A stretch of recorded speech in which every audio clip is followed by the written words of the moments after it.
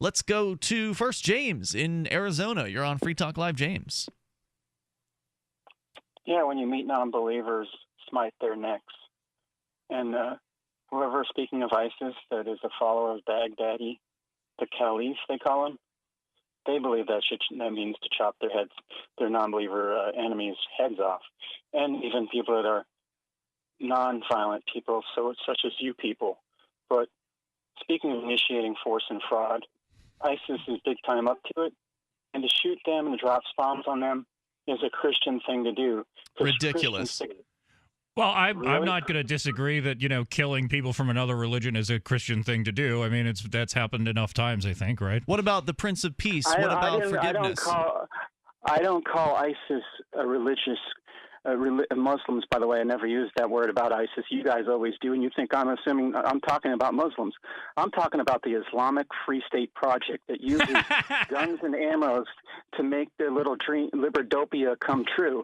And they don't care about you, nor do they. They're glad that you're over in the Keene in New Hampshire preaching against their enemies. That would be the U.S. military. They take comfort from that.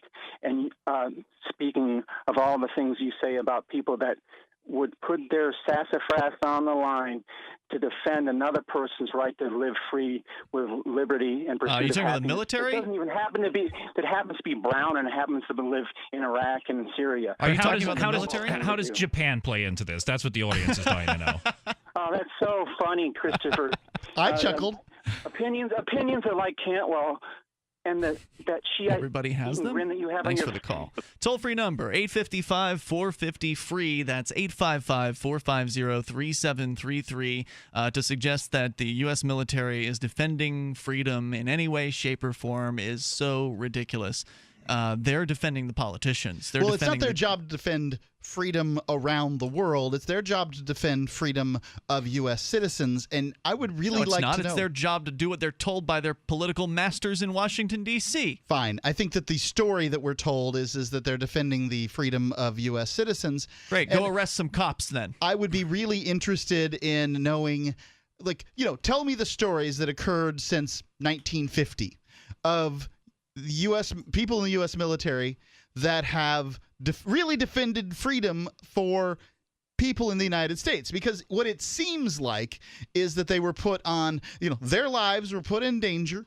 Their lives and sacred honor were put on the line there for the whims of politicians in Washington, D.C.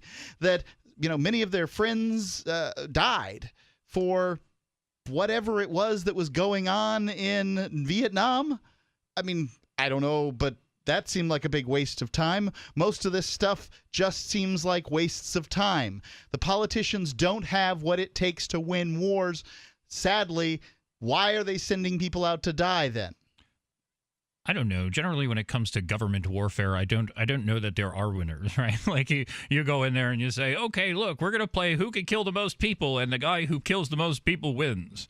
They win? And then what happens is you win ISIS. Yeah. What you win is the Islamic State, and then you go and you take out the Islamic State, and you get another bigger group problem. of killers. Yeah. Free Talk Live, 7 nights a week from 7 to 10 Eastern, live on the Liberty Radio Network at LRN.FM.